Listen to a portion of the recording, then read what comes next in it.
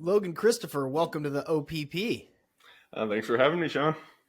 I'm excited for this conversation because I've never done an episode that's really devoted specifically to herbalism. I've done, you know, aromatherapy where we talked about herbs. I've done an episode on fume where it's like breathable herbs to stop smoking and etc. I've done episodes on homeopathy. So but never specifically this way. So I think a really perfect place to start is to introduce yourself and also explain what you mean by performance herbalism. Sure thing. So my name is Logan Christopher, and I definitely took a different route to herbalism than most people out there. Most people will have, some sort of disease or a family member that has, and that kind of pushes them down the road, especially if Western medicine fails them or they decide for whatever reason to go a different route than that. For me, it was really based on performance. I was not a naturally stronger athletic person, but as I went into adulthood, I started to get hooked on fitness with body weight training, and that led to kettlebells, and that led to the old time strongman stuff, which is kind of the art of performance based strength, like bending horseshoes, ripping decks of cards in half. And so, for whatever reason, I was really grabbed and wanted to do these things and wanted to excel in them. Became a personal trainer along the way. But because I was not naturally athletic, like I was the proverbial 98-pound weakling before I started this stuff, I was looking for an edge where I could get it. And I wasn't going to do anything like steroids, but was looking across all these different fields and areas. So that got me into health and nutrition, which then led to herbalism. And in this many years back, but one of the first herbs I worked with, first performance herbs, was cordyceps fungus, which I heard about some of the Olympic level athletes were using that and breaking records. So I tried it in my workouts, and it made swinging kettlebells or snatching them, whenever I was doing at the time, a bit easier to do. And so from that moment, I was hooked. And then that just kind of step by step opened up a wide range of herbs and different uses of them, and just kind of kept going one foot in front of the other down that path. Awesome. I can't help but notice, for those of you watching on YouTube, you can see over Logan's right shoulder the apothecary on the top of the bookshelf that has, I don't know, looks like 60 or 70 different tinctures back there. I have a lot more in a lot of other places too. Yeah, I bet you do. I bet you you there's some on the table, there's some in the kitchen, there's some in the bathroom, there's Yep. in between the couch cushions. Yeah, awesome. Cool. Well, this is going to be great. Well, let's start with what are, besides cordyceps, which is a fungus, what are other herbs that will help you run faster, get stronger, and recover more effectively? Yeah, absolutely. So yeah, that's the whole idea of performance herbalism. Is one, obviously looking at athletic performance. That's a real easy way, but we can look at performance in any sort of way. So sexual performance, mental, cognitively, like for business, and sleep performance, different aspects like this. But if we're focusing on the athletic performance, there's a wide variety of words. Essentially, anything that would commonly be called an adaptogen is going to help in some form or fashion. So this word was termed coined by some of the Russian research that was coming out in, I think, around the 60s, if my memory is serving me right here, where basically the herbs would help the body better be able to adapt to stress, whether this was physical stress or mental stress. It would turn on basically the stress response systems in the body and kind of upregulate them, so that whatever was happening, if this was like super crazy exercise or doing various quizzes or things, the body would better be able to handle these stressors. And fitness, exercise, any sort of athletic performance is a stressor, right? So if we can get our body better able to handle that, then we are going to be better able to adapt to it. Now, that being said, there are kind of a wide range of adaptogens, and kind of that term is overused these days. But a lot of these will help. So one of the first ones that was well researched for this was rhodiola. This is a root that comes out of high up in the Himalayas and various other mountains. And basically that is a stressful environment, right? A plant doesn't have like much oxygen. There may be very severe weather conditions with hot or cold, and yet these plants are able to survive. And basically, if you're looking at the doctrine of signatures, it's like there's signs of nature that something may be beneficial to us humans, right? We can follow animals. We'll sometimes use these herbs in different ways, but we can look at the herb itself from its characteristics and where it's grown, and sometimes that can clue us into what it's doing. So with something like rhodiola, people can take that and that's going to help them adapt to mountain conditions. So like lower oxygen, able to handle that better. And, oxygen is used in exercise. So of course, if we can upregulate our abilities in the breathing or lung capacity, and some of these herbs have an effect on there, then that is going to help with endurance, as an example. Some other herbs that come to mind is the polyrhicus ant. So this is actually an ant. So most people, when they hear herbs, and most of them are like green leafy plants, but there really is a wide range of things. And in Chinese medicine especially, but this was also used in other systems, they didn't just limit themselves to plants, right? They would use insects, they would use minerals in certain cases, various other things in nature. So the ant is one that people will tend to feel like they'll have more energy. They'll be able to feel more energy right away. So this is just like a natural pre-workout by itself. And of course, again, that sign of nature, ants are pound for pound the strongest creature on earth. So if that can give some of its strength to us, then that's going to be a bonus. But yeah, just for whatever reason, and there's not a whole lot of research on this one, like how exactly it works, except it does seem to be some of the like insect hormones, these steroids in there that are likely having these sort of effects in the body. So that's a great one. And yeah, I could keep going. Yeah, I that's a new one on me. I feel like I know pretty well, the power of herbs, and of course I don't think about munching on ants as a performance enhancer, but it does make sense. They're strong. They're the strongest. Hmm. Uh, they're ant hormones boosting through ingestion, boosting our ability to do work. That's freaking cool, man. That's new. What a great place. What a cool way to start. Yeah. Um, you know, I think a lot of people, when they are thinking about what herbs or what products to stock up on, it's to fulfill some sort of need, right? It's to fulfill some issue that they're having. And it can get a little confusing. I think people just don't know really where to start. So Hmm. what I would like to do is kind of do like a like a pop quiz. I'm going to ask you some sort of issues people are facing, and then maybe Hmm. you can give me an herb or two that you think will alleviate that issue. Does that sound good? Sure. Okay. um Brain fog. Yeah, brain fog. So this is a very common one, and I'll first start by saying there's herbs are going to do so much; they can definitely be useful, and of course, we want to look at holistically all the other things that are involved. So that being said, some of the herbs that come to mind for that is lion's mane mushroom. This one has become very popular just in the last few years. It is being researched for Alzheimer's, for dementia, for the effects that it can have there, because one of the effects it seems to have is to increase nerve growth factor. So it is helping to protect brain cells as well as like help them grow and develop. So people that typically have brain fog, this can be a great mushroom to add in there, and it will oftentimes help with that. Now, with herbs, nothing works for everyone, right?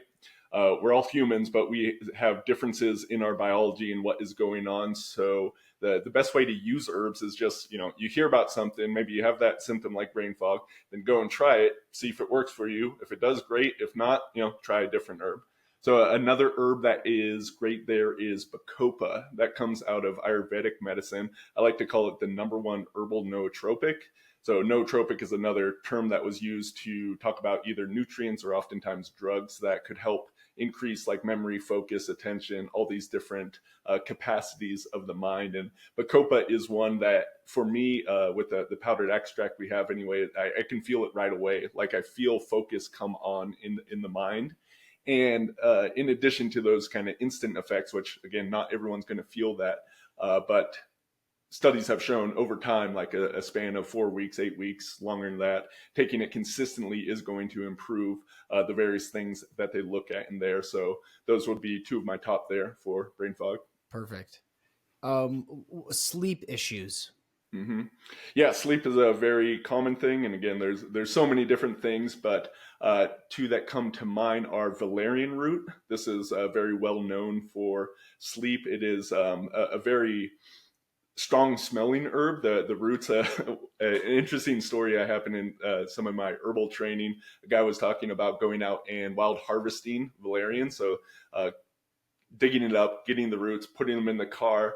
And then as they were driving home, just from the scent of the valerian, they started getting really drowsy and had to pull over. So yeah, the aromatherapy of the roots themselves. But valerian's a very interesting one because it's actually also a cerebral stimulant. So some people, it's like 3% of the population will actually find this super stimulating, just having the exact opposite effect. But most people will find that it is quite sedative. It can help them to go to sleep and stay deeper asleep. I don't use it a lot myself. Like I tend to have a good sleep, but when I was experimenting with valerian early on, just to get used to it, like I would wake up groggy in the morning, like it was too much for me. So again, you have to find what works for you. Another one that comes to mind is albizia. This is from Chinese medicine. Both the bark and the flower, it's of a tree, is used. And this is like an extremely grounding herb. It's really good for like mood support in general. But a lot of people will find that like with a good dose of it, it has that sedative quality. So just kind of like grounds you into the body. It can like sedate the mind, and that will allow a lot of people to fall asleep a bit easier. Awesome. How about physical pain or inflammation? First one for inflammation that, of course, everyone's going to know is turmeric, and its active compound curcumin is going to be very helpful for helping to modulate this in some cases and actually like shut it off. If you have a very strong extract of curcumin, that's going to be similar to drugs like acetaminophen. So you want to, depends on how you're working with it. With inflammation, we of course, when we looking at the source of the inflammation and what can we do there, not just necessarily shutting down the signals in the body. That being said, a lot of people will need help with that. Another one that comes to mind here is, well, one thing that would be useful is not just looking at inflammation, but where exactly is the inflammation in the body? Because certain herbs are going to, yes, a lot of herbs are actually going to have some amount of anti-inflammatory effects as well as antioxidant. Just polyphenols, stuff like this tends to have those effects throughout there. But some herbs are going to be more specific to certain areas of the body. So let's say you have inflammation in the liver, then milk thistle could be helping with that. Inflammation in the brain, some of the herbs we just talked about, the bacopa is actually going to be helpful in that as well. So we can take a kind of a different target approach, and this was often where you would go with formulation. It's like, okay, we want a really strong anti-inflammatory effect, so we may have the turmeric in there, but can we then target it to specific areas? Another one that comes to mind is eucomia. This is going to be more specific to like joints and bones and that sort of repairing thing if we have inflammation there. That's one I've been taking since I got my concussion. Yeah, I definitely want to, we're definitely going to dig into that. Yeah. How about sexual health for both males or females? Yeah, this is a fun area definitely to experiment with. So the best-selling herb at my company is pine pollen. This is another one that's also great for athletics. It's pretty unique in that it is a rich source of phytoandrogens. Now, most people listening to this have probably heard of phytoestrogens, right?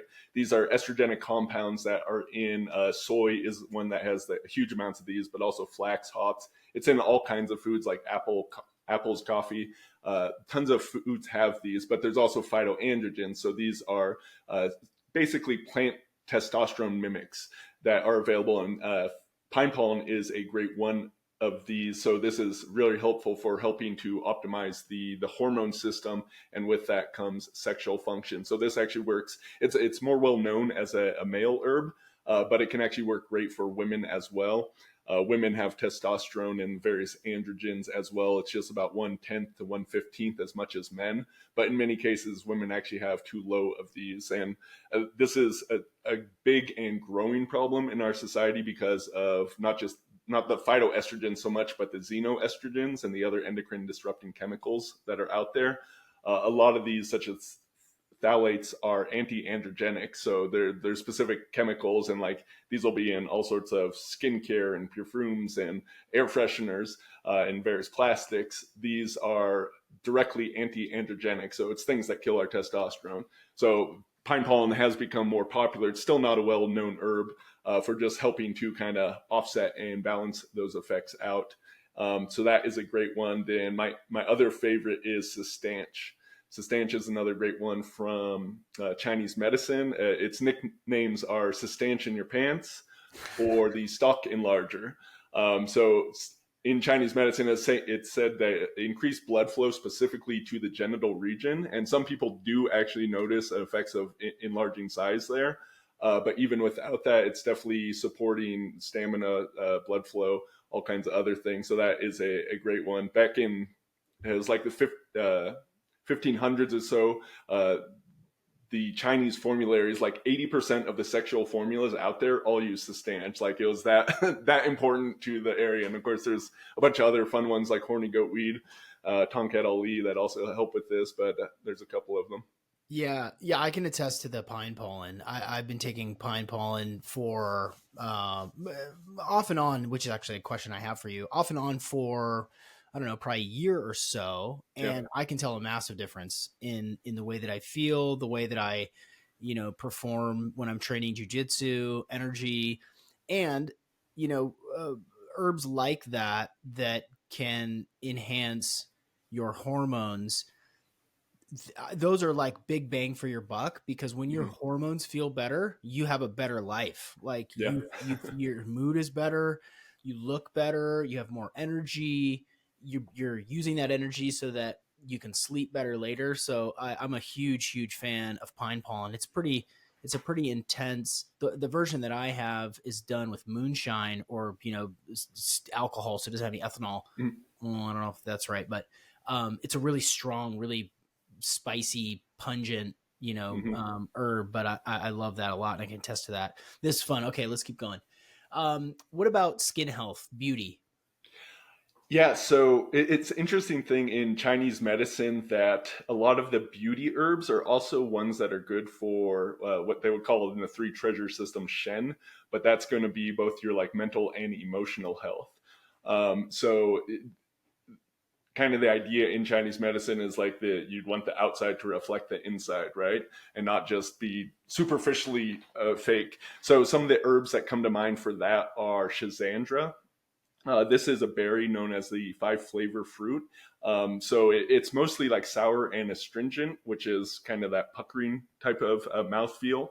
But it actually has all the flavors. So there's some sweetness, some bitterness, some pungency, um, and some saltiness to it as well. And if you look at Chinese medicine as well as other systems, the taste clue you in and clue your body into what effects it is actually having in the body. So by it having all these effects, it is touching on every single system in the body. I could have mentioned this one for brain fog as well.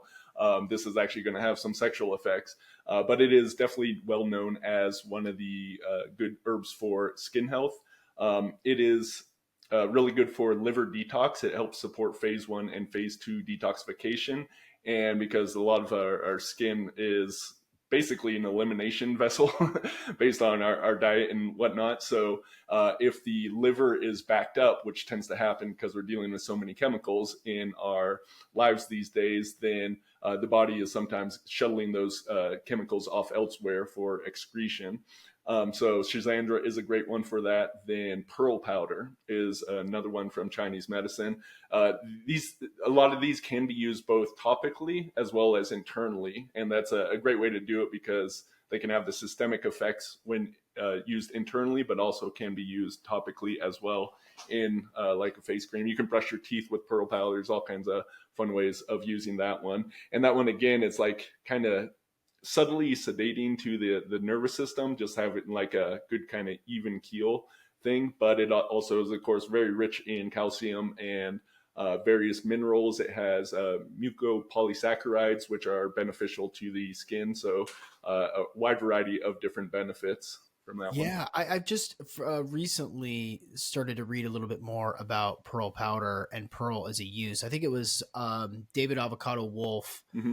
who's been on the podcast before. He's been talking about it more and more lately, and apparently the harvesting practices are better now than they have been, and more sustainable. Maybe stick on pearl a little bit more. Like what. So we've got the mineral explanation, we've got the calcium explanation. You can use it topically, you can use it orally. What are also, I know there's a lot of folklore around mother of pearl and pearl's Mm-hmm. use across different cultures and so forth. What else can you tell me or the audience about pearl that they might be surprised about? Yeah, yeah. If we just think of it like finding it out in nature, right? This is a very interesting substance that comes from a clam, right? And that's beautiful pearl that people then use for jewelry. So again, that Chinese medicine kind of look at things like, oh, this is something beautiful out in nature. If I take that, and of course, you don't just swallow a pearl whole, but it will be micronized. It will be ground down into an extremely fine powder that the body can actually assimilate, or can be used topically as well. So it's just the idea is like, okay, this is this kind of miraculous substance out in nature. There has to be something special to it just by sight. So we can then look at what it can do inside of us as well.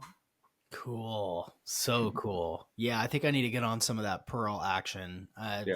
And Yeah. most of the pearls are going to be cultivated or farmed. Basically, they have farming practices for this.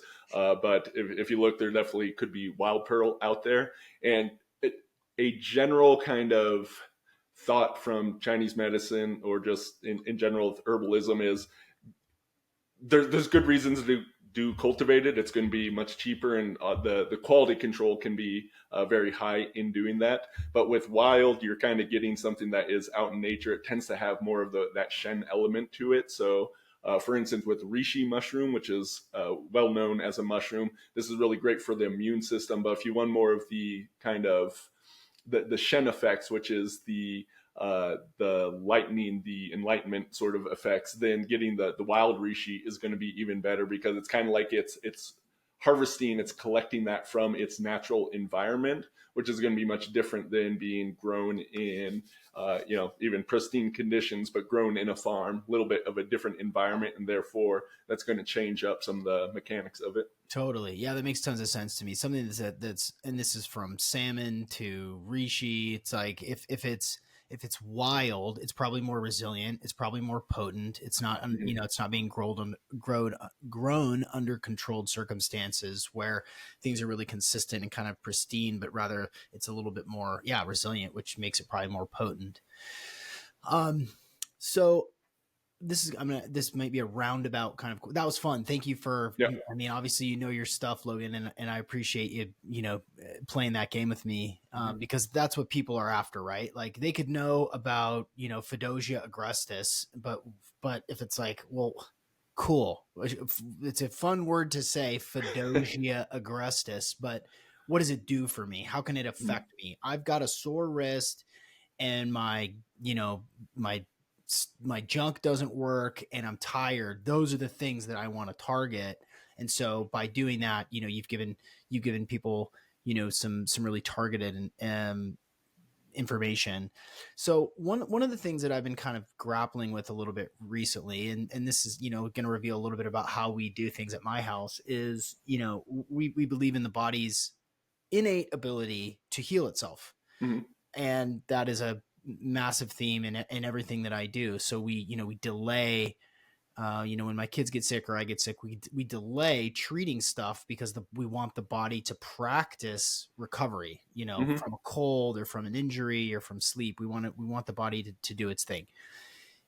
I've been seeing a little bit recently, and I've been kind of interested by this approach, which, if you're doing 1,000 different herbs, let's be reasonable here. Let's say if you're doing 10 different herbs a day, is there a point at which you are circumventing or cutting off the body's ability to fight a cold on its own. So like one example that I can give you is, when we get sick at my house, you got the sniffles, whatever, like oregano oil is like the first thing we go to, and we, take it orally, or we'll rub it on our feet with wool socks at nighttime before we go to bed to absorb it through the soles of our feet. Now, that's effective. I mean, it works. We know it works. However, I sometimes wonder about, can you overdo, or can you start into herbs too early, or have too many herbs in your body that sort of prevent or co-opt that body's innate ability to heal on itself without X herb or Y herb? Yeah. Yeah, great question. And I'll tackle this from a couple different ways. So, first of all, in Chinese Taoist philosophy, and this is how I got started with my herbalism training, and it was really kind of a key part of that whole idea of performance herbalism. But they would break herbs across three different categories. There's the superior herbs, the general herbs, and the inferior herbs. Now, inferior herbs, those are ones when you're sick, that be used to really help to get you back to health. But these aren't necessarily herbs that you want to take all the time, because these herbs can have side effects, just kind of like pharmaceuticals. And pharmaceuticals, a lot of them are coming from the natural world, but when we isolate things and often tweak them for patenting reasons, we're more likely to, while they can have that very specific effect, they're going to have side effects as well. Herbs can have side effects too, but it's being more natural, not being so concentrated. It typically is not going to have as much of an issue there. But basically, with the superior class of herbs, these were the idea with this is that these herbs you could be on every single day for the rest of your life. And it would just enhance your health. Health not being the absence of disease, but getting to this superior radiant level of health where you're really kind of free from the things that normally bother people. So understanding that with the Chinese medicine, they only put like a few dozen herbs in the superior class. Everything else was either general or inferior. And of course, that middle category is like halfway between the two categories I explained there. So with something like oregano essential oil, this is very potent stuff. Well, let me qualify that. So we're not using essential oil, but a tincture. Okay. Very different. Yeah. So I know there are people that have used oregano essential oil, especially when they got caught up in like doTERRA, big companies, right? Saying like, oh, this is great stuff. And people that don't know that much about health, that this definitely has its use as like an antibacterial, like very strong, like borderline on as strong as pharmaceutical stuff out there. So some people are popping these as like pills every single day, and that is going to have side effects. People have actually had like I've heard some stories of some very negative side effects of people thinking they're supporting their health by taking internally all these essential oils, and it actually having a very different reaction in their body, right? So yeah, with a tincture, that's going to be a more mild form. That's going to be more kind of holistic in its use and not going to have as much of that effect. Really, with an essential oil, that's some amazing stuff, and there's great uses of that. And we're getting closer to like a extracted pharmaceutical in a sense. So with herbs, what I like to say is it's good to give breaks on basically every herb. Some herbs it's more essential. So with the pine pollen we talked about, especially a tincture, because this is like very strong, it's rich in those phytoandrogens and can be directly boosting the testosterone. We don't want to be on that all the time. The reason for that is the body adjusts itself based on all kinds of feedback systems, especially with the hormones. So if we're getting this outside signal coming in all the time, the body is going to like, oh, I don't need to produce as much testosterone myself. So with something like that, we recommend cycling. That can be 5 days on, 2 days off, or take it for a month, take a month off. Different things like this, that's going to be useful just so your body has to continue to adapt. With other systems, it may not be quite as strong, but I would say one of the things, if let's say I'm getting sick, usually I don't at first kind of change anything I'm doing. And I oftentimes am, of course, I'm taking all sorts of herbs all the time anyway. I'm really intuitive with a lot of my herbs. So I have a few foundations that I take regularly. And then I'm rotating in and out with the hundreds of herbs I have around me based on how I'm feeling. So with something, I'll often I'm just kind of doing my routine stuff, but it's like, oh, at a certain point, I notice like, oh, I need a little bit more support. And at this point, I'm checking in with my body is like, does the body want and need that support? And then, what kind of support is useful, and then doing it. Because we often, just our human society and our culture at large is really mind driven, right? So it's the mind overriding the signals of the body and kind of the intelligence of it. That's our whole medical system, which again, it certainly has its place, but there's definitely problems with that as well. So yeah, if you are noticing you're getting sick, it's, just checking in with the body and saying like, would this actually be supportive? And then listening to those signals inside. I think that's going to be the best bet.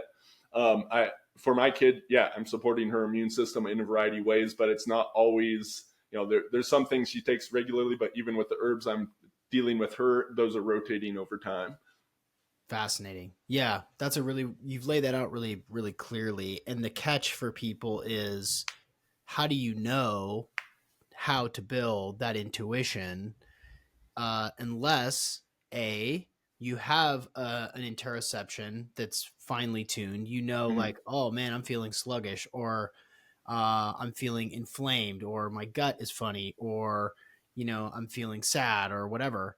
And most people just are not as in tune with that, and so they just do their normal stuff, and then 3 years later get really sick, or that barometer, that gauge, that internal awareness that they have is just not great. So that's important to keep in mind. And secondly, you do have to experiment. I mean, and that's the whole basis of this podcast, the different topics, the different products, the different modes of thought and practices and lifestyles and nutrition and exercise. So you have to try it out. It's one thing to listen to a podcast and be like, oh, amazing, cool, valerian, that's going to help me sleep. Well, are you going to get some and try it and see if it helps? Or are you just going to know a bunch of stuff and it just doesn't ever get activated on, and you're not tinkering, you're not using the opportunity that you have to teach your body or to understand your body through adding or subtracting things. So I think this is just a call to everyone listening that you have to experiment and tinker around, because, ashwagandha might change your life. Like, cordyceps might change your life, but unless you try it and experiment and do it with a lot of intention and awareness, it's all academic. It's all just theoretical in your mind. So just making an appeal to people over and over again that this is really important to do. Yeah. Let me add in, as far as the intuition piece is, herbs can be a great tool for training your intuition.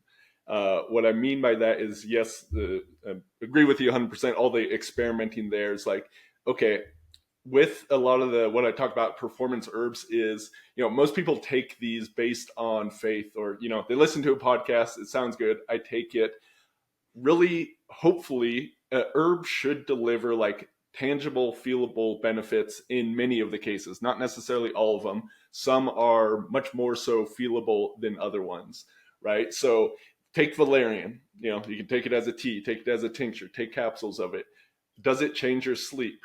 You don't necessarily need to have an Aura ring or do sleep tracking data. That can be helpful if you have it, but just on a scale of 1 to 10, how refreshed do you feel in the morning? Look how much time you're sleeping. You can look at these little data points, and that's experiment, right? And this informs your intuition over time. So as you work with more herbs across a wide difference of things, you're working on them for sleep, you're working on them for sex, for your workouts, for your cognition, you're working on all these different areas. You find the different herbs like, oh, this one worked better for me versus this one. I don't notice an effect with this, I do with this thing. That is learning your intuition. Then for me, like, I have these tinctures here, I also use powders and capsules, right? But I can look and like, okay, what do I need right now? Oh, I'm on a podcast, so I often take some of the like stress relieving herbs that help me to calm down and deliver my information a little bit better, right?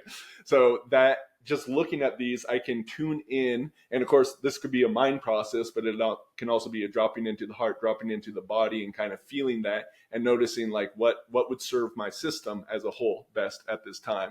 And so herbs are one of the ways that you can help train that intuition. And of course, there's a wide variety of other things as well. Yeah. Yeah, in the back of my mind as you're talking and we're walking through some of these herbs, I can't help but think about the decade or so of ayahuasca that I was really really regular with, and Mm-hmm. how much of a focus on plants. I mean, it's all about the plants. The ayahuasca itself with the chacruna, has a DMT effect, which gives you the visions, etc. But the real core of curanderos and herbalismo is using specific herbs that you take and learn how they work and how you can use them, and then you integrate that into your ability to heal people through these icaros and songs. It's like, okay, I'm going to sing Pinon Blanco into you to heal this thing that you're dealing with. And some of the ayahuasqueros here locally to me in the Pacific Northwest are doing diets and samas around master plants that are Mm-hmm. local to us: dandelion, blackberry, devil's club, these sorts of things that can help people who live in this area, because the wisdom of those plants is used medicinally through those ceremonies. And it's connecting those dots. It's the same thing in Ayurveda. It's the same thing in Chinese herbalism. It's the medicine man. Logan's cruising up to your house with his bag of 7,000 herbs and saying, "Okay, what's going on?" And it's like, "Okay, your eyes are funky. Okay, I got something for that. Oh, you're feeling sad about your divorce. Okay, I got something for that." So I don't know. I mean, do you have experience with ayahuasca? Do you see the connections that I'm making? Yeah, I've only done ayahuasca one time, but have worked with a variety of other things quite regularly. And what was coming up for me is that whole process of the dieta, right? So you're purposefully eating like very bland food. You're not doing spices. You're basically lowering the overload on all of our senses all the time, right? And then working with one specific plant, usually during this time, to be able to notice. So if we are reducing all the signals on us, that allows our whatever signals we are picking up to be much more heightened. So working with that plant, we can begin to build much more of a relationship to it, Right. right? So often in the Western mind, we think of, okay, the chemical constituents of this plant or for the ayahuasca, but of course there's the whole spiritual component, and we can have a relationship with these plants as well. And that's where a whole kind of other way of working with them, but that applies in addition to what we're doing here, right? So that dieta process is a great way to really train the intuition, and to be able to pick up on much more of the what's typically a very subtle signal until you lower things down till you can kind of perceive it much more. And then that's going to just allow you to build that relationship with the plant, to be able to use it. Just honestly, you don't even need to take the plant after you've developed that relationship. As you were saying, you can sing the song, you can call it into you, and be able to feel the effects of that just from the spiritual essence of it, and not necessarily need that. Though, of course, taking the plant in the beginning is going to be something that helps to develop that relationship. Yeah, yeah. I mean, I know people who have gone through year-long dietas where it's like a little bit of rice, a little bit of fish, some bananas sometimes, and then you're just hammering lavender, like Yeah. lavender and lavender for a full year, like no salt. Just learn lavender and understand the properties and the powers of lavender, and integrate that into what they call an internal garden, where Mm-hmm. you can call on the energy of that lavender, and essentially sing that into people, or help people, or call on the energetic components of that lavender, which is a master plant to help you relax, to help you sleep, to enhance abundance, etc. Which reminds me, I'm just going to spray some of that on me right now. So I saw you take a little tincture just a moment ago. What did you just take? Yeah, so that is a formula we have called Pandora's Peace, that has ashwagandha, which you were just talking about, but also blue vervain, tulsi, and rose. So this is one that is specifically for like stress relief, but working on both the kind of hormonal system to the nervous system. Blue vervain, that's not something that a lot of people know, but it's one of my favorite herbs. It's a bitter nervine, so it has a really bitter taste, but it basically, as soon as that taste hits your tongue, has this cool downward action on the nervous system, and I can literally feel like my nerves kind of just let go. So my muscles relax, but it's not a muscle relaxant like, say, kava would be, or several others, but instead it's the nerves that are letting go, and then the muscles relax. So it's a very interesting effect, and that's a great one that a lot of people will notice the effect right away. But yeah, it's quite a bitter one, so it's a good blend that works those. In the ashwagandha, of course, this is well known for lowering cortisol, and really how that's happening is because it's one of those adaptogens I started talking about. So it's changing how your body handles stress.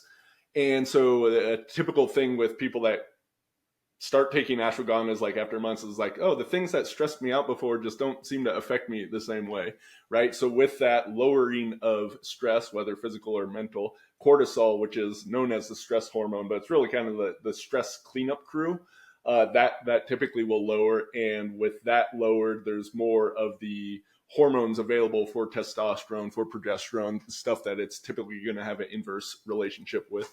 Yeah. I want to go back to our little lightning round quiz because Sure. something that's been clearer and clearer and clearer to me over the last, couple of years is the importance of detoxification, Mm-hmm. and people who are listening now understand that I've done and I've launched this dry fasting protocol. It's 5 days, no food, no water.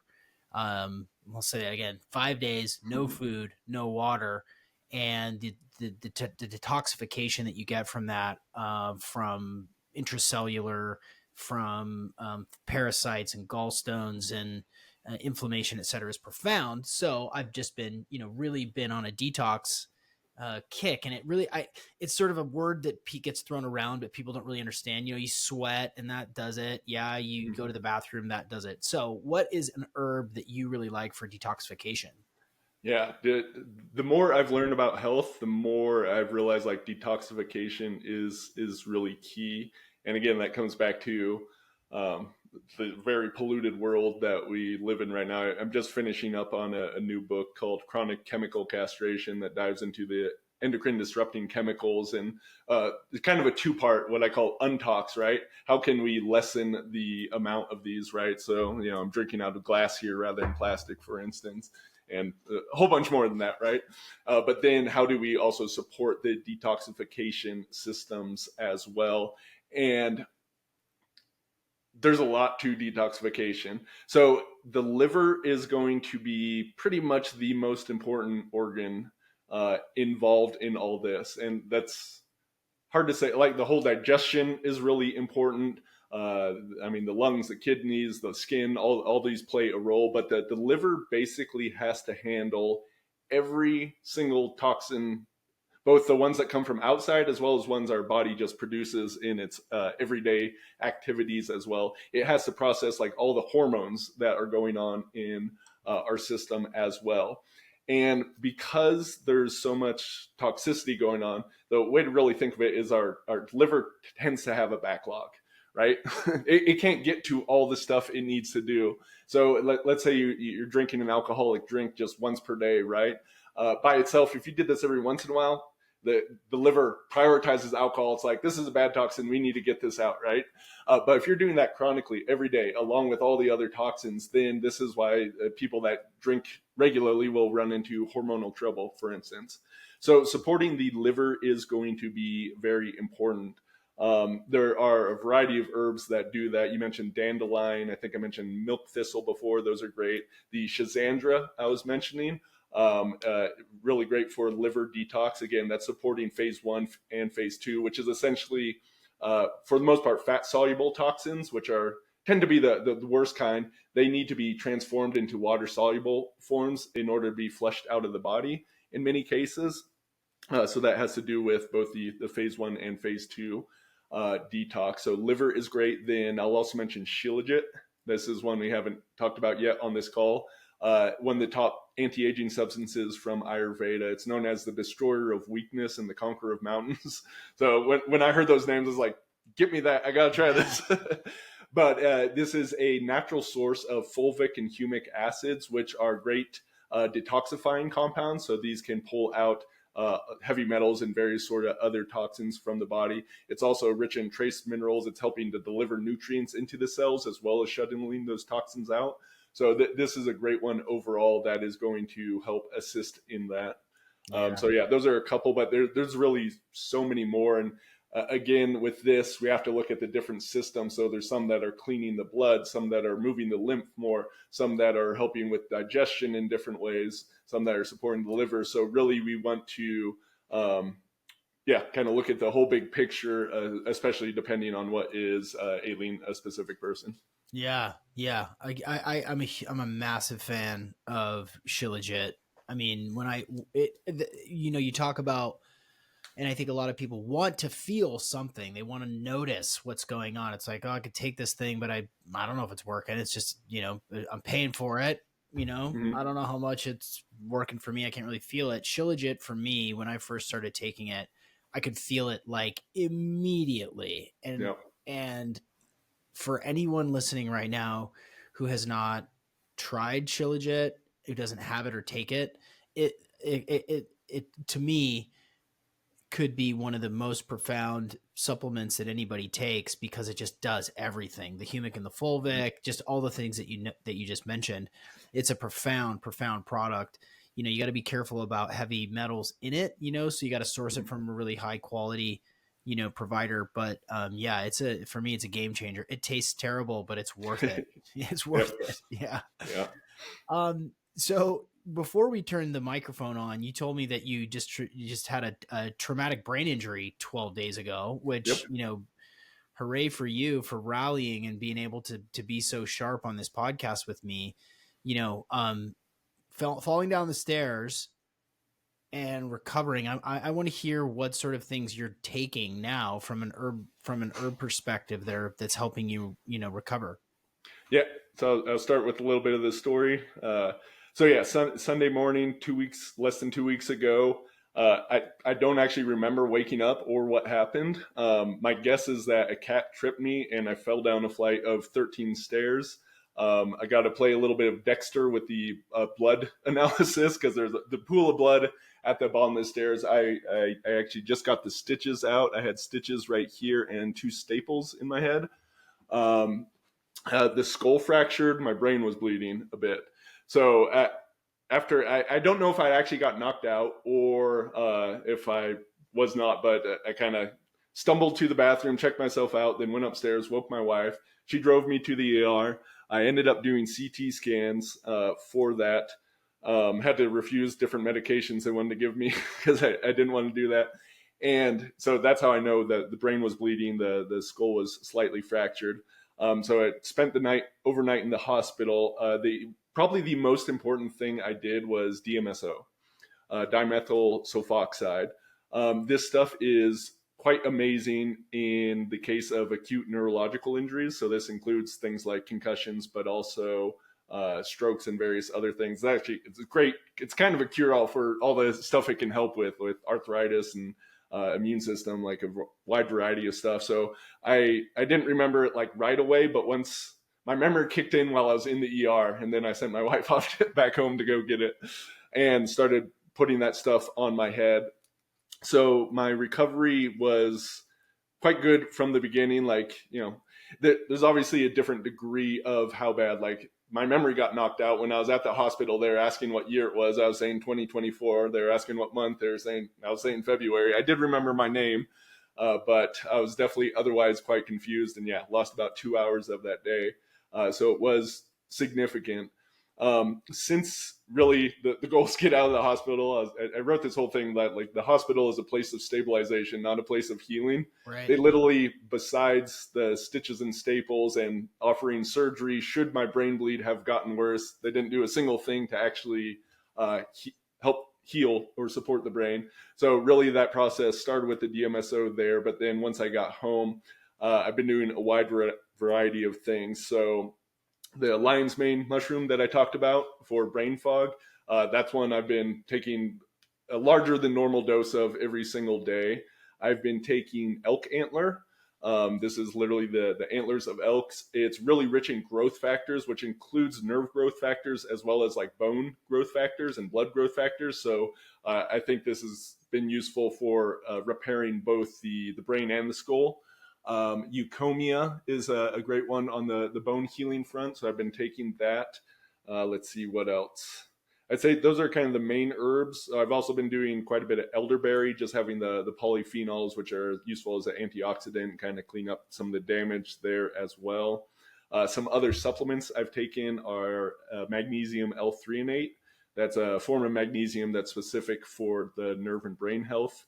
Let's see, fish oil. After they cautioned me, don't take fish oil and some other things right away because they can thin the blood. And with a brain bleed, you want to be sure that that was healed before taking that. But since after waiting a few days, then I've been mega dosing on that, taking probably about 3 times the normal daily dose.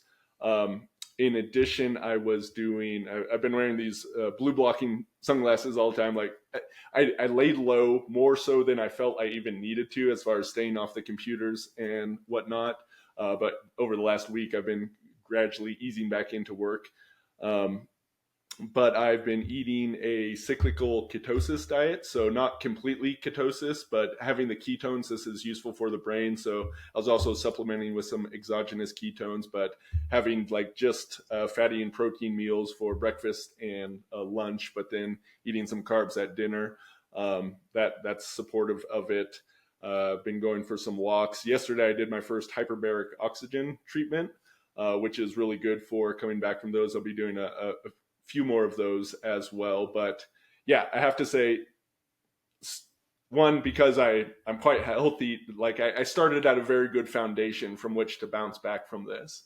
Then immediately as possible, like it would have been better if I had DMSO'd right away, but I wasn't conscious enough to remember that while I was kind of unconscious. But as soon as I did remember, like I started doing that, and then just really supporting with nutrition and a bunch of lifestyle things. I've also been doing various energy medicine drills with specific focus on ones that help with the neurological function as well. So really kind of hitting this from a whole bunch of different angles. And that's why, I was thinking earlier part of this week, I was still feeling a little bit, and I would say I'm only about maybe 80-90% there. Like I still have fatigue. I slept in this morning. But earlier this week, I was still a bit rougher, and I was like, I might need to cancel and reschedule that podcast, but I'll play it by ear and see how I feel. And so, yeah, today I definitely felt good enough to be on here. And, well, I'll let the people listening be the judge. But yeah. most people, I don't think 12 days after no, nobody can tell, severe concussion would be. Nobody can tell that you had a massive concussion 12 days ago. Zero. Right. Nobody thought that so far. You're doing awesome. And the recall that you have, the specificity that you have, it's clear that you're super passionate about it. I've never heard of DMSO. Can you elaborate on that? Yeah, so it's dimethyl sulfoxide. It is, I believe, I could be getting this wrong, but it's a byproduct of like wood lumber manufacturing. So it comes from natural stuff, but it has been used for decades and decades. It really was, because it was quite useful, of course, the FDA kind of had a war against it, and it is available over the counter and people can get it quite easily, but it is not well known at all. And it does have a couple side effects. So it can irritate the skin. Like it got so bad because I was putting it on so regularly that I had to stop for a while. Then I started taking it internally, which is sometimes recommended, not as much so. And it definitely tastes awful, but that seemed to help there. But yeah, I could send you some links to some articles of people that go over the research. There's actually like a huge amount of research on a wide variety of fields, and it is extremely safe stuff. It will give you extremely bad breath. Like my wife hasn't wanted to kiss me at all, but I'll take less brain damage for that for a little while, right? Wow. Yeah, that's a new one on me. I'll have to dive into that. It sounds, so it's a topical. Is it like a cream? So it is available as a liquid or often in a gel form. You can get it just straight liquid or with like a rollerball type thing. It is a very powerful solvent, so you do want to make sure whatever area you're putting on is clean. The example they often give is like people that smoke cigarettes would have nicotine on their fingertips. So if they had DMSO, it could actually get them really sick because it's driving it into the skin. And this is why it can give you really bad breath because it is moving all throughout the body. So it has like a garlic or a clam-like odor that comes with it, which can happen just from taking it topically. Garlic and clams? Yeah. Oh, dude, yeah, you're getting no loving. You're walking around with garlic and clam breath. Yeah. Whoa. Oh, that's fascinating. Wow. Yeah. Cool. Can't wait to go But down yeah, that it's a powerful solvent, so it can also be used to deliver things into the cells, so people can use it combined with various things. But yeah, it is well known for helping for a lot of things, but I'd say just for listeners, remember this if you can. Acute neurological trauma, you want some DMSO. Wow. Fascinating.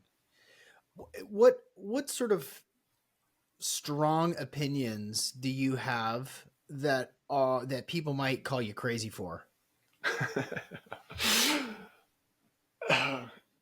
Well, I mean, like, just believing this much in herbs, a lot of people would say that's quite crazy. I just the medical system as a whole, I have different opinions. Like, obviously, there's some amazing stuff there, but understanding that our medical system came out of really kind of like battlefield medicine, like trauma. Like, if you have my arm ripped off, I don't want to see a shaman right there. Icaros aren't going to help me. Herbs aren't going to, well, some herbs could help a little bit, but you want a surgeon to be able to reattach that arm, something like that, right? And probably you want painkillers, like you want some strong stuff, even fentanyl at that point, right? So there's a time and place for this stuff. But with our system, for a wide variety of reasons, money being one of the biggest ones, it is just massively overblown. And the medical system is quite horrible with chronic disease. In fact, the medical system causes a lot of chronic disease, right? So I did the CT scans. I did some more research when I got home, and like there's heavy blast of radiation, right? It to the point is like just doing one of these, like your lifetime cancer risk goes up.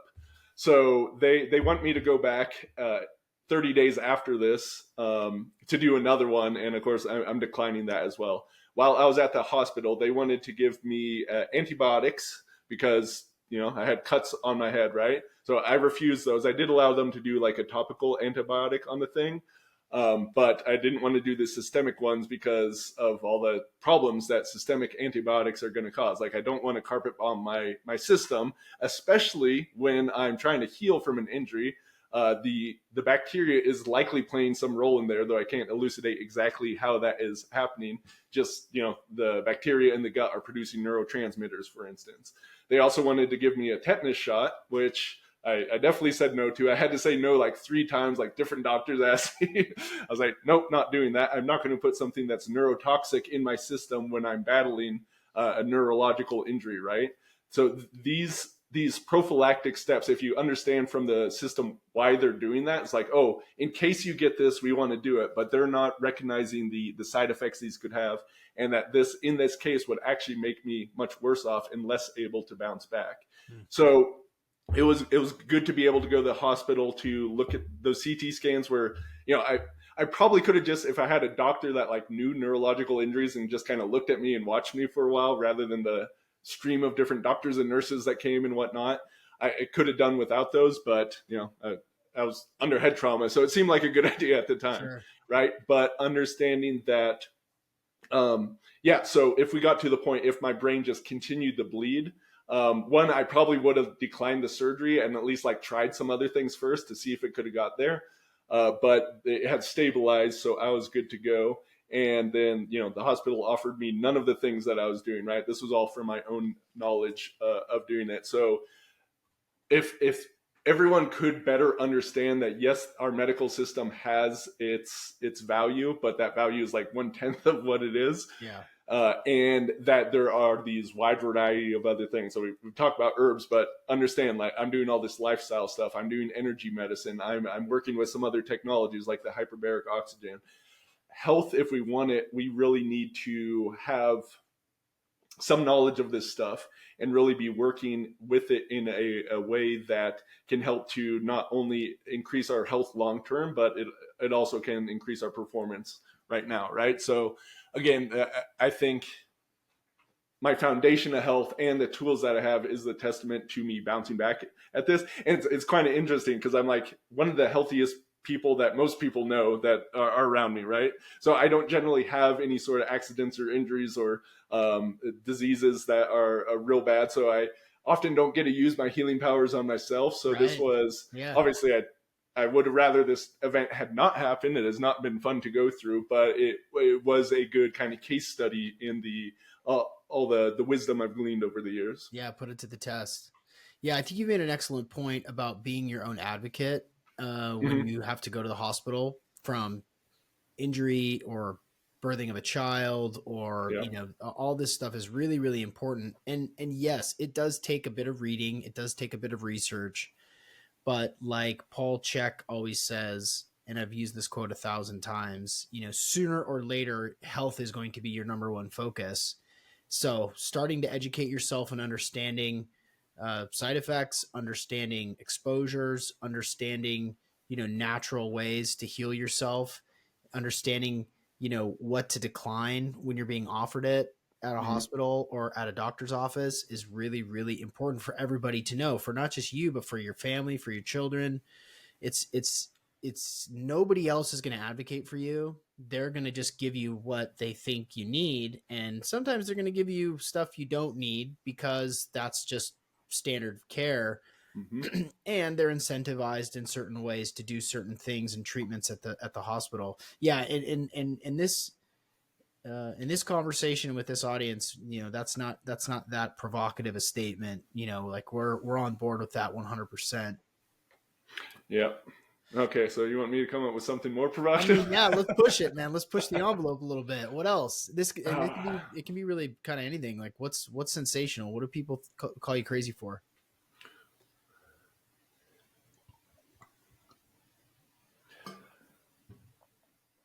so I mentioned that book on endocrine disrupting chemicals, and I don't. Again, I think this will resonate with your audience, but like everyone here has heard, like, oh, try not to drink out of plastic bottles, something along those lines. But to actually understand how pervasive these chemicals are and just what they're doing to us, these chemicals have intergenerational toxicity, right? So chemicals in your parents or your grandparents affect your health today. This is especially important if you're about to have children, but also important if you have children and want them to be able to have children someday. Understanding this stuff now, that tiny amounts of phthalates, of bisphenols, of pesticides, atrazine, this stuff is everywhere in our environment. Just the amount of this that has been put out there, and that we are getting it in the very air we breathe. Even if we're extremely careful, like don't have any plastic in our house, which like is impossible, right? This stuff is there. So we can reduce the load like 90%, 99% if we're like extremely careful, and it's still there. So we need to help those detoxification systems.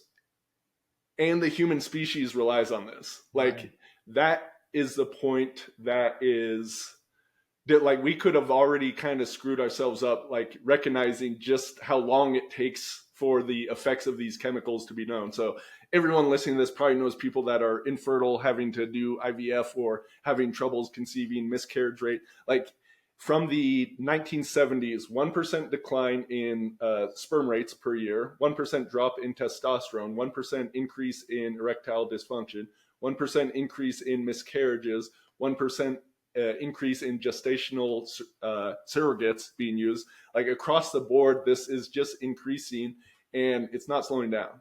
Like it's actually probably going to get worse, because even though you may be, oh, I got BPA free plastic, in many cases they are simply replacing BPA, bisphenol A, with BPS or BPF or BPAF, which also have xenoestrogenic effects, right? So it really sucks that this is the world we live in. And this stuff not only is causing problems to fertility, but neurological disorders, cancers, metabolic disorders, obesity, it's tied into everything because these toxins just get into our system and disrupt everything.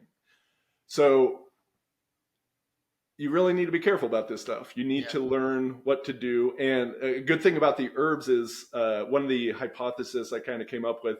So in a lot of research, they have like animals or cells, and they create a disease model by some sort of toxicity. So for instance, carbon tetrachloride was used to induce liver injury. Then they'll like use some herbs and find that it protects against those toxins. So by taking herbs, not only can this help support your hormone system or your liver detoxification, but it actually is literally like armor in your system against the damaging of these effects. So I even though this is a harsh message, it's also, I do still have hope, right? Like our healing capacities, like we haven't even begun to tap into what's actually possible for humanity in that, with the wide variety of different tools and technologies. And by that, I don't just mean like material technologies, but spiritual technologies and all that. But we definitely need more people kind of riding the ship. And that means understanding this stuff and taking the steps now because it matters 100 years from now. Yeah. Well said. Well said. Important message there. Yeah. What do we have? An equivalent of a plastic spoon worth of plastic inside of our brain now that has released that study? Like right. It's in our brains. It's in our balls. Shocking. It's in literally every organ. It's turning the frogs gay. Like quite literally. Like, yeah. That's one of the things that's tougher to talk about. So I don't mean this in like pathologizing anyone, but these chemicals do literally like increases in homosexual behavior as well as transgender, so intersex, different things. And like, of course, there's the social phenomenon and various other aspects to this, but this is one of the reasons why, what's going on today is going on today. And again, I'm not saying that to put down anyone. I have friends of various persuasions as well, but just when I came across that research, I was like, oh wow, it's not talked about because it's a hard thing to talk about. Right? So it's having a wide range of effects on us. Yeah. I think you control the things that you can control for. Don't use Febreze, don't use Tide, don't use perfume, don't use anything that has fragrance. Right. Fragrant, if you can. If it's not like something natural, like essential oils, and you'll see on ingredient labels, fragrance, perfume, that means in like, I believe it's 70% of cases it has phthalates. These are used to kind of attach to the odor molecules to allow them to hang around, essentially. And again, phthalates are one that are directly anti-androgenic. So for men, this kills testosterone. It does the same thing for women too. It's just men typically are more interested in testosterone, right? So anything that has a smell, if it's not natural, you don't want to be smelling it. Simple as that. There's no such thing as smelling clean. It's a myth. It should not smell at all, Yeah. Well, and it's funny too, like as you live a cleaner lifestyle, you eat simpler, you reduce the amount of exposure to phthalates and aromas inside your house, you become pretty sensitive to it. Like walking through the mall is like a barrage of odor after odor. Yankee Candle is one thing. Walking by Yankee Candle is one thing, but walking past a family that uses Tide Pods and has perfume on, it's like an assault to your senses. It's pretty crazy. Yeah, my wife definitely has the chemical sensitivity. She's battled with chronic Lyme disease, mold toxicity, a few other things as well. So like it sucks every time we have to order an Uber because at least 50, probably more than 50% of them have air fresheners in there. So she's hanging her head out the window just to be able to drive in those cars. Because how it affects her is more than just the average person. But, I'm hanging my head out the window too because I don't want to smell that. And I'm starting to educate Uber drivers to try to get the message across. Yeah. You're crushing people when you put in black ice, hang the tree air freshener. you're messing with your hormones, man. Don't do it. Mm-hmm. Logan, this has been such an informative conversation. I've enjoyed every second of it, man. Tell us a little bit about your company. Tell us a little bit about where people can find you and learn more. Yeah, so the company is Lost Empire Herbs. The Lost Empire is nature that's trying to get people back to in alignment with everything we've been talking about here. So lostempireherbs.com. The website's really a wealth of information. So we have like a quiz. It's like, what are you interested in? Sleep, sex, athletics, and it'll funnel you to different herbs or formulas that we have. There's very lengthy articles linking to all kinds of science and ancient wisdom that's available out there, videos as well. So the website is a great wealth of a resource to be able to use. So I'd suggest people following there. I'm also on the various social medias. If you search for Lost Empire Herbs, you'll find us. But we're really the best things, the website and our like email list if people want to really follow the work and see what's going on. Awesome. Everyone listening right now is like, dude, this guy knows his shit. He's on top of it. He's well spoken.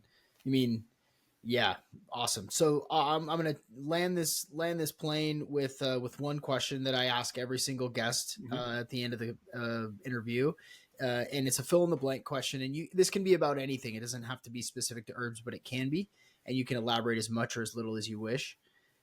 Everyone would benefit from knowing.